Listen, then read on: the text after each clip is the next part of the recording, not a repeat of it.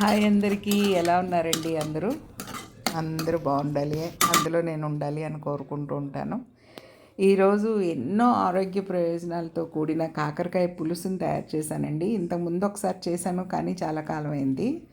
మళ్ళీ ఇంకొకసారి కొత్తగా సబ్స్క్రైబ్ అయిన వాళ్ళందరికీ కూడా తెలియాలి కదా అన్న ఉద్దేశంతో మళ్ళీ కాకరకాయ పులుసు చేస్తున్నాను. ఈ కాకరకాయ గురించి వింటే చాలామంది మొహం మాడిపోద్ది. కాకరకాయ కూర అబ్బా వద్దులెద్దు అని అనిపిస్తుంది.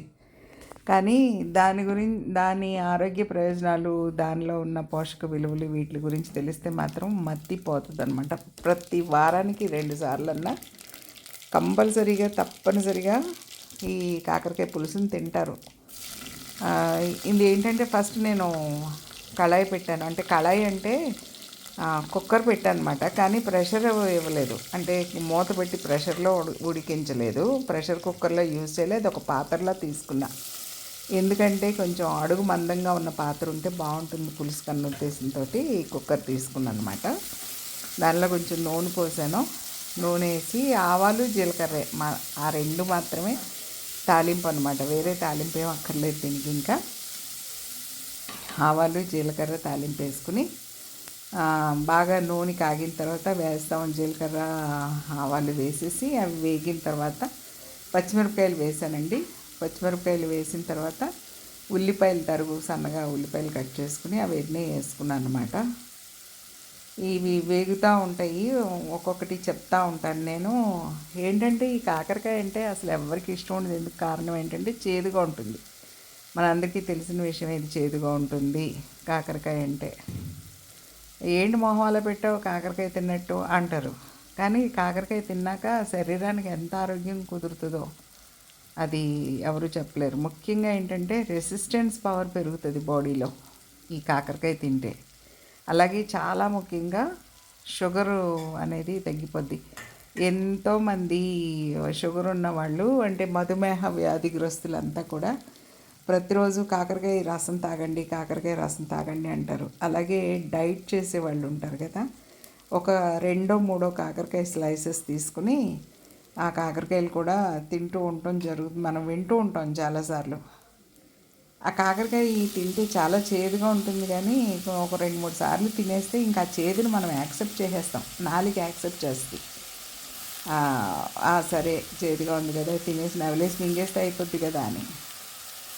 ఈ కాకరకాయ లోపలికి వెళ్తే ఏమవుతుందంటే గట్టు కూడా క్లీన్ అవుతుందండి. ఫ్రీగా గట్టంతా కూడా ఈజీగా మోషన్ అయిపోయి లోపల ఉండే నులి పురుగులు అలాంటివన్నీ కూడా క్లియర్ అయిపోతాయి అన్నమాట, చచ్చిపోతాయి అంటారు మరి పెద్దోళ్ళు. అందుకని తప్పనిసరిగా కాకరకాయ తినాలి అని అంటారు. అసలు మేమైతే చిన్నప్పుడు కాకరకాయ అంటే పారిపోయేదాన్ని, చాలా భయం వేసేది. ఎంత చెప్పినా నేను కాకరకాయ మాత్రం నోట్లో పెట్టుకునేదాన్ని కాదు. కానీ ఇప్పుడు మాత్రం కాకరకాయ అంటే నాకు చాలా ఇష్టం, చాలా ప్రాణం. చాలా బాగా కుదురుతుంది నాకు కాకరకాయ పులుసు కానీ కాకరకాయ ఫ్రై కానీ. చాలా ఇష్టంగా తింటాను. ఉల్లిపాయలు అవి వేగిపోయిన తర్వాత కాకరకాయ ముక్కలు వేసేస్తానండి. వేసేసిన తర్వాత ఉప్పు చల్లని చూసారు కదా, ఉప్పు, కారం, పసుపు వేసేస్తాను. ఇవి వేసేసిన తర్వాత చాలాసేపు పడుతుంది అనమాట. సిమ్లో పెట్టేసి ఉంచుతాను. సిమ్లో పెట్టేస్తే ఈ కాకరకాయలో ఉన్న పచ్చి నీరంతా ఎగిరిపోద్ది, కూరలో తీసేసుకుంటుంది అనమాట. అంటే ఆవిరైపోయి మొక్కలు మాత్రం మిగులుతాయి, పచ్చి నీరంతా ఎగిరిపోద్ది. అప్పటి వరకు అలాగా సిమ్లో పెట్టి ఉంచుతాను. నేను పాజ్ చేసుకుంటూ చేస్తున్నాను కాబట్టి జస్ట్ ఒక 12 నిమిషాలు 13 నిమిషాలు వచ్చింది మనకు వీడియో. కానీ ఇది అరగంట పైన పట్టింది నాకు కూర వండడానికి. కనుక శ్రద్ధగా చూస్తే కనుక మీకు నేను ఎలా చేశాను కూర అనేది అర్థమవుతుంది. ఈ స్టేజ్లోనే నేను కొంచెం బెల్లం కూడా వేసేస్తాను. ఉప్పు, కారం, పసుపుతో పాటు కొంచెం బెల్లం కూడా వేసేస్తాను. బెల్లం వేసేసిన తర్వాత బెల్లంతో పాటు ఉడుకుతుంది అన్నమాట కూర.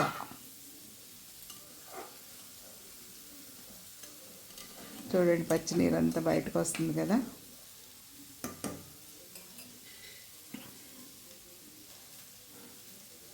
బెల్లం కూడా కరిగిపోయి చక్కగా దగ్గరికి అయిపోతుంది అనమాట.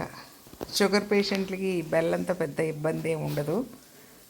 కనుక తినచ్చు. అది కూడా మరీ తియ్యగా ఏం ఉండదు కదా, మామూలు స్వీట్స్ తిన్నంత తీపేం ఉండదు కాబట్టి జస్ట్ ఊరికే ఒక టేస్ట్, అది ఈ చేదు కొంచెం తగ్గేలాగా నాలుక కోసమేనండి ఈ రుచులన్నీ కూడా. ఆ నాలుక యాక్సెప్ట్ చేయడం కోసం చిన్నది బెల్లం వేస్తాం అనమాట. ఇంకా అలా పెట్టి మూత పెట్టి జస్ట్ నేను సిమ్లో అలాగే చాలాసేపు ఉంచుతాను అనమాట. చాలాసేపు ఉంచిన తర్వాత చూడండి మళ్ళీ దాని పరిస్థితి చూసారా, అంత నీరంతా బయటకు వచ్చేసింది, పచ్చి నీరంతా. అలా కూర ఉడుకుతూ ఉంటుంది, మనం కబుర్లు చెప్పుకుందాం. ఇదేంటంటే డయాబెటీస్ బాగా క్లియర్ అవుతుంది అనుకున్నాం కదా, అలాగే డైజెస్టివ్ సిస్టమ్ కూడా బాగుంటుంది, గట్ క్లీన్ అవుతుందని చెప్పుకున్నాం. అలాగే హార్ట్ కూడా చాలా మంచిదండి, అంటే బాడీలో ఉన్న కొవ్వు అంతా కూడా తగ్గిపోతూ ఉంటుంది అనమాట. అలాగే క్యాన్సర్ కూడా యాంటీ క్యాన్సర్ ఏజెంట్ లాగా పనిచేస్తుంది అనమాట. క్యాన్సర్లు అవి అట్లాంటివి రాకుండా ఉండడానికి ఇది తరచుగా తింటూ ఉంటే కాకరకాయ చాలా మంచిది అని చెప్తూ ఉంటారనమాట. అలాగే కరివేపాకు కొంచెం నలిపి వేస్తానండి నేను. నలిపి వేసానంటే ముందు ఆయిల్లో వేయకుండా పైన ఊరికే నలిపి వేస్తాను అన్నమాట అట్లా. అలాగే స్కిన్ ఇన్ఫెక్షన్స్ ఏమన్నా ఉన్నా కూడా కాకరకాయ తింటే తగ్గిపోతాయి అని చెప్తూ ఉంటారు. అంటే లోపల లోపల అన్నవాహికలోనూ పేగుల్లోనూ ఉండే సమస్యలు కాకుండా బయట స్కిన్కి కూడా బాగా పనిచేస్తుంటారు కాకరకాయ. కనుక ఇన్ని ఆరోగ్య ప్రయోజనాలు ఉన్నాయి. ఇంకా ఏమేమి ఉన్నాయో మనం చెప్పుకుందాము. ఇప్పుడు బాగా ఎగిరిపోతూ ఉంది కదా, ఈ టైంలో నేను ఏం చేస్తానంటే కొద్దిగా చేతికారం అని తయారు చేసి పెట్టుకుంటానండి పక్కన. చేతికారం అంటే ఏంటంటే ధనియాలు, ఎండుమిర్చి, జీలకర్ర, వెల్లుల్లిపాయ, ఈ మూడు కలిపేసి కొంచెం అప్పటికప్పుడు చేసి పెట్టుకుంటుంటాను అనమాట కారం. అది నిజంగా చాలా బాగా పనిచేస్తుంది అనమాట, చాలా వాటిల్లోకి పనిచేస్తుంది, అది బాగుంటుంది టేస్ట్. అది పక్కన పెట్టుకుని అదొక స్పూను జస్ట్ చల్లాను, ఇప్పుడు చూసారు కదా. అది గరం మసాలా కాదు, గరం మసాలా కాకుండా చేతి కారం అని అంటాం అనమాట దాన్ని, అప్పటికప్పుడు తయారు చేసుకునే కారం. కనుక చేతి కారం ఒక 1/2 టీ స్పూన్ ఇప్పుడు చల్లాను. తర్వాత మళ్ళీ పులుసు ఉడుకుతున్నప్పుడు ఇంకొకసారి వేస్తాను అనమాట. నిజంగా దానివల్ల ఎంత మంచి డిఫరెంట్ టేస్ట్ వస్తుందండి కాకరకాయ పులుసుకి, చాలా చాలా బాగుంటుంది.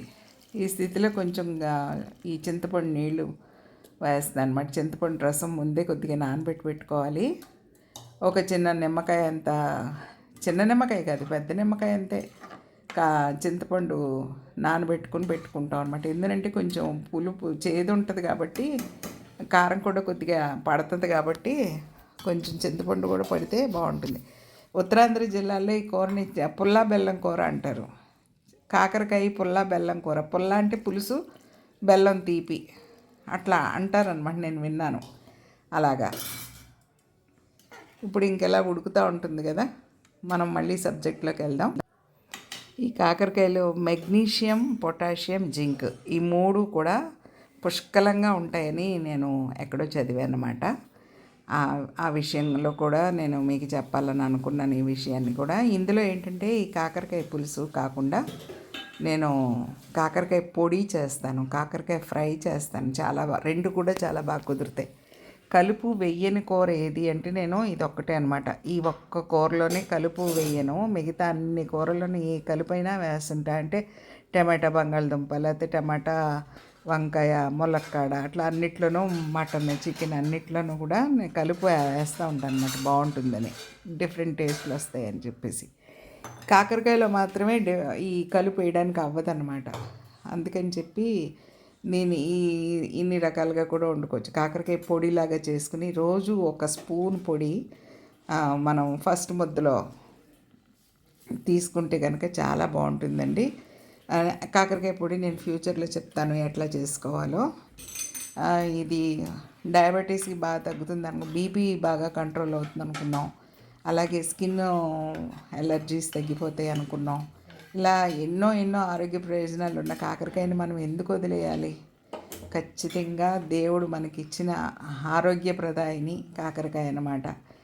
ఈ కాకరకాయని మనం రెగ్యులర్గా వారానికి కనీసం 2 రోజులైనా తప్పనిసరిగా కనుక మనం తీసుకోగలిగితే మన ఆరోగ్యం మన చేతిలోనే ఉంటుందని నేను నమ్ముతున్నాను. కనుక కాకరకాయని ఆరోగ్యంలో సారీ రిపీట్ కాకరకాయని మన ఆహారంలో చేర్చుకోవడం వల్ల మన ఆరోగ్యం చాలా బాగుపడుతుంది, కుదుట పడుతుంది. కనుక అందరూ కాకరకాయని చాలా ఇష్టంగా, ఇష్టం లేకుండా కాదు, కష్టమైన ఇష్టంగా తినాలన్నమాట. కష్టం ఉంటే ఇష్టం ఉంటే కష్టం ఉండదని అనుకున్నాం కదా ఇంతకుముందు. అలాగే ఇష్టంగా చేసుకుంటే కష్టం ఉండదు. కనుక కాకరకాయని మనందరం హ్యాపీగా తినడానికి అలవాటు పడదాం. ఇప్పుడు చూడండి, పులుసు మరుగుతూ ఉంది కదా. మరుగుతూ ఉన్నప్పుడు నేను కొద్దిగా మళ్ళీ కరివేపాకు కొద్దిగా నలిపేస్తాను అన్నమాట. అలాగే కొంచెం ఉప్పు కూడా చూసుకుంటాను ఈ టైంలో ఉప్పు చూసుకుంటే మనకి ఉప్పు సరిపోయింది, లేదు ఉప్పు చాలా పోతే కొద్దిగా ఉప్పు వేసుకోవచ్చు. కానీ నేను వేసిన ఉప్పు, కారం, బెల్లం అన్నీ కరెక్ట్గా సరిపోయినాయి అన్నమాట. సరిపోయినాయి కాబట్టి ఇంకా ఇందులో వేయాల్సిన ఏం లేదు. ఆ పులుసు బాగా దగ్గరికి మరిగిపోతే చాలు. మరీ నీళ్ళుగా కాకుండా చక్కగా గుజ్జుగా ఉండాలి. అది చేతి కారం మళ్ళీ కొద్దిగా వేసి అనమాట, ఒక 1/2 టీ స్పూను వేస్తే మంచి రుచి వస్తుంది అనమాట ఈ కూరకి. ట్రై చేయండి ఒకసారి. కాకరకాయ తినడం అలవాటు చేసుకోవాలని అనుకుంటున్నాం కదా. అలవాటు చేసుకుంటే మీకు ఇది ఒక ఐటమ్ అవుతుంది అనమాట తినేదానికి. లేదు అంటే కాకరకాయ పొడి కూడా చేస్తాను. ఆరోగ్యం బాగోవాలి, నా హెల్త్ బాగుండాలి అని అనుకున్న వాళ్ళంతా కూడా తప్పనిసరిగా ఇలాంటివన్నీ ఫాలో అవుతారు. ఇలాంటి కర్రీస్ మనం ఏ కూరలు తిన్నా వారంలో ఒకసారన్నా ఇలా తింటే బాగుంటుంది. తయారైపోయిందండి, దగ్గరికి అయిపోయింది కూర. ఇక ఈ ఐటెం నచ్చిన వాళ్ళు లైక్ చేయండి, షేర్ చేయండి. సబ్స్క్రైబ్ చేయని వాళ్ళు ఎవరైనా ఉంటే సబ్స్క్రైబ్ చేయండి. నిజంగా నా వీడియో చూసినందుకు నేను ధన్యవాదాలు తెలియజేస్తున్నాను. మరొకసారి కరివేపాకు కొంచెం నలిపి అట్లా వేస్తున్నాను. సర్వే జనా సుఖినో భవంతు. అందరూ ఆరోగ్యంగా ఉండాలి, అందులో నేను కూడా ఉండాలి. థ్యాంక్ యూ అండి, ధన్యవాదాలు వీడియో చూసినందుకు.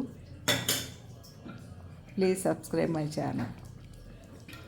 Thank you very much.